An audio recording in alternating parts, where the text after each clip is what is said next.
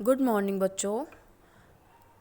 आज की कक्षा में हम हिंदी व्याकरण पाठ 4 शब्द विचार के बारे में पढ़ेंगे। किसके बारे में पढ़ेंगे? पाठ 4 शब्द विचार।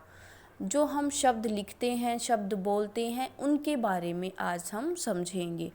जिसमें से कल हमने शब्द की परिभाषा के बारे में जाना था, शब्द के भेद, कितने शब्द के भेद होते हैं उनके बारे में पढ़ा था। और शब्द के एक पहला भेद है जो प्रकार है प्रयोग के आधार पर, शब्द भेद नामक पाठ को भी हमने पढ़ा है।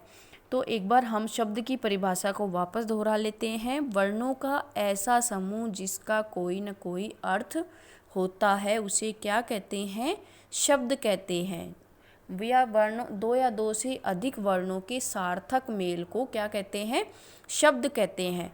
तो हमने प्रयोग के आधार पर शब्द भेद पढ़ा है। अब हम अगला पढ़ेंगे रचना अथवा व्युत्पत्ति के आधार पर शब्द भेद। किसको पढ़ेंगे? कौन सा पॉइंट पढ़ेंगे हम? रचना अथवा व्युत्पत्ति के आधार पर शब्द भेद। तो देखिए, अब शुरू करते हैं। किसी शब्द की रचना किस प्रकार से हुई? क्या बताया गया है कि किसी शब्द की रचना किस प्रकार से हुई, इस आधार पर शब्दों के निम्नलिखित 3 भेद होते हैं।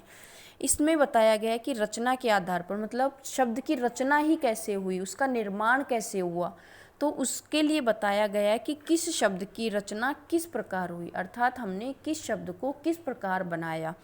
तो उसके भेद बताए गए। उसके भी 3 भेद होते हैं। कौन कौन से? रूढ़ शब्द, यौगिक शब्द और योग रूढ़ शब्द। कौन कौन से?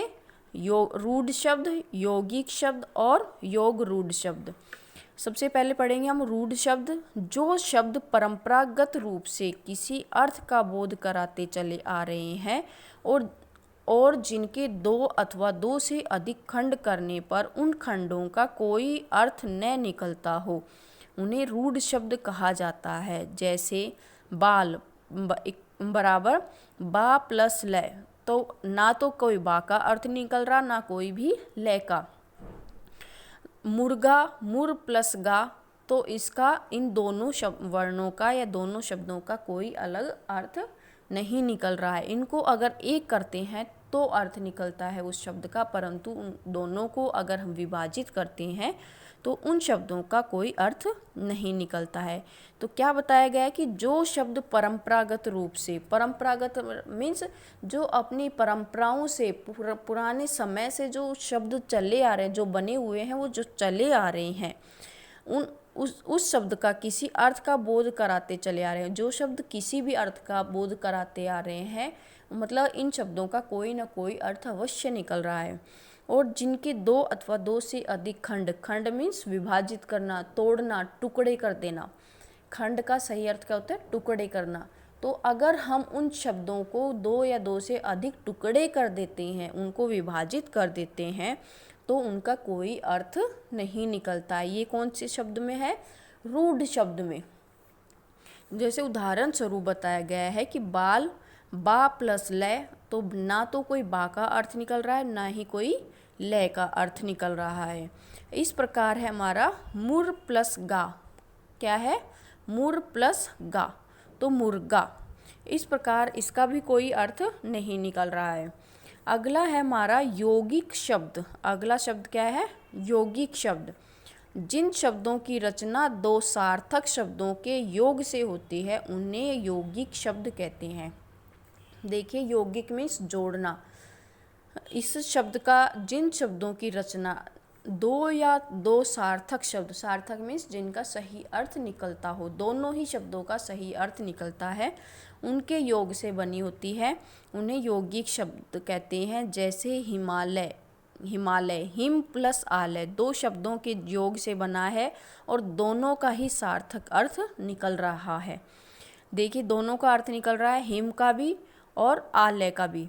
इस प्रकार रेलगाड़ी, रेल प्लस गाड़ी, तो रेल का भी अर्थ निकल रहा है और गाड़ी का भी अर्थ निकल रहा है। तो दोनों शब्दों का अगर हम 2 विभाजित करते हैं तो दोनों का कोई ना कोई अर्थ अवश्य निकलता है। उन शब्दों को क्या कहते हैं? यौगिक शब्द।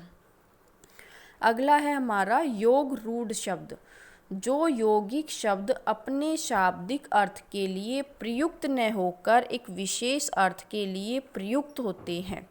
क्या बताया गया है कि जो यौगिक शब्द अपने शाब्दिक अर्थ के लिए प्रयुक्त न होकर, जो ये यौगिक शब्द होते हैं जो अपने शाब्दिक अर्थ होता है, जो उन शब्द के अनुसार जो अर्थ होता है, उन प्रयुक्त न होकर एक विशेष अर्थ के लिए प्रयुक्त होते हैं।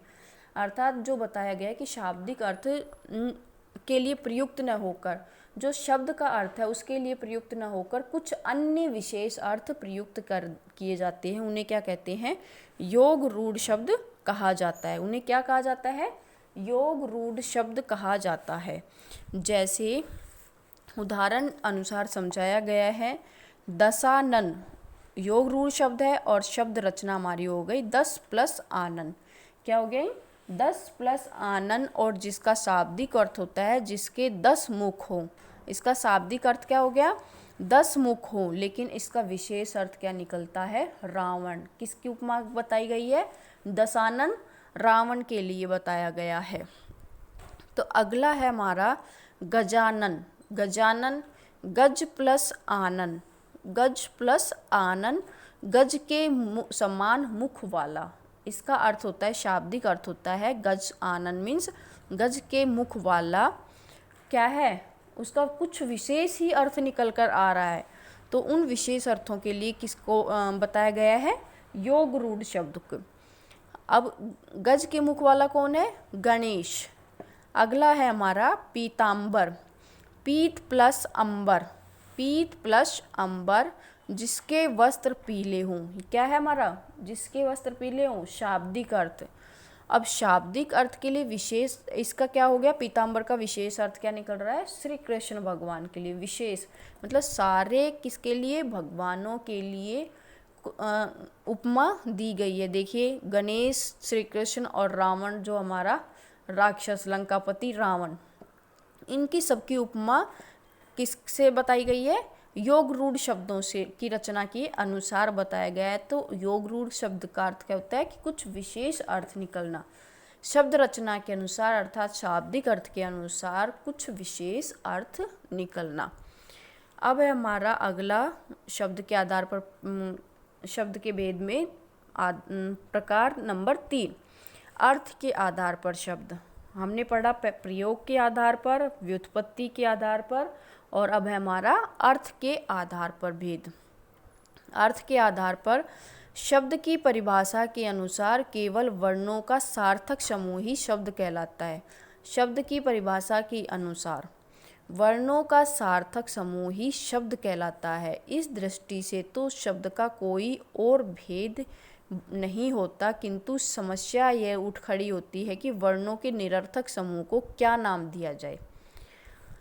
इसलिए अध्ययन की सुविधा के लिए अर्थ के आधार पर शब्द के 2 भेद किए गए हैं। देखिए क्या बताया गया है कि शब्द की परिभाषा के अनुसार, जो शब्द की परिभाषा है उसमें कहा गया है कि वर्णों का सार्थक समूह ही शब्द कहलाता है। सार्थक मीन्स सही अर्थ। तो इसमें बताया गया है कि इस दृष्टि से तो शब्द का कोई और भेद ही नहीं होता। अगर हम इस दृष्टि से देखते तो कोई भेद ही नहीं होता, किंतु समस्या यहाँ पर उठ खड़ी हुई, मतलब समस्या यहाँ पर आ रही है कि वर्णों के निरर्थक समूह को, जिन शब्दों का कोई अर्थ ही नहीं निकल रहा है, उन समूह को क्या नाम दिया जाए। और इसलिए अध्ययन की सुविधा के लिए अर्थ के आधार पर शब्द के 2 भेद किए गए हैं।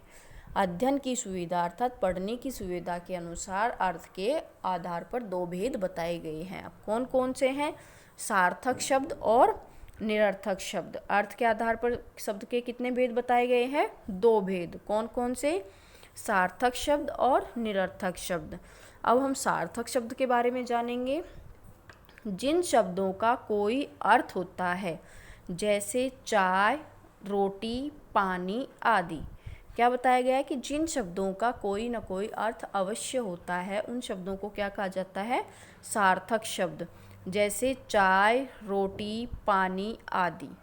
अब देखिए, सार्थक शब्दों के पर्यायवाची, विलोम, अनेकार्थी, एकार्थी आदि अनेक भेद होते हैं। इन सभी का अध्ययन आप पिछली कक्षाओं में कर चुके हैं। जो सार्थक शब्द होते हैं उनके साथी बहुत होते हैं। कौन कौन से? पर्यायवाची, विलोम, अनेकार्थी, एकार्थी, सब क्या है? सार्थक शब्द के ही रूप होते हैं जिनका कोई ना कोई अर्थ निकलता है। अब है हमारा निरर्थक शब्द, जिन शब्दों का कोई अर्थ नहीं होता है। क्या बताया गया है? कि जिन शब्दों का कोई अर्थ नहीं होता है, जैसे वाय, वोटी, सानी आदि। अब देखिए, चाय का चाय वाय, अपन चाय के साथ बोल देते चाय वाय लोगे क्या, तो वो चाय का तो अर्थ निकलता है, लेकिन वाय का कोई अर्थ नहीं होता है। वो किस प्रकार का शब्द? हमारा निरर्थक शब्द। अगला है वोटी। रोटी वोटी लेनी है क्या, तो उसके अनुसार हम उसके साथ एक शब्द मुफ्त में ही जोड़ देते हैं। तो एक शब्द तो हमारा सार्थक होता है, एक शब्द कौन सा होता है? निरर्थक शब्द होता है। तो देखिए, सानी, इन तीनों शब्दों का कोई अर्थ नहीं निकल रहा है, किंतु जब इन निरर्थक शब्दों का सार्थक शब्दों के साथ प्रयोग किया जाता है तब ये एक विशेष अर्थ के द्योतक होते हैं।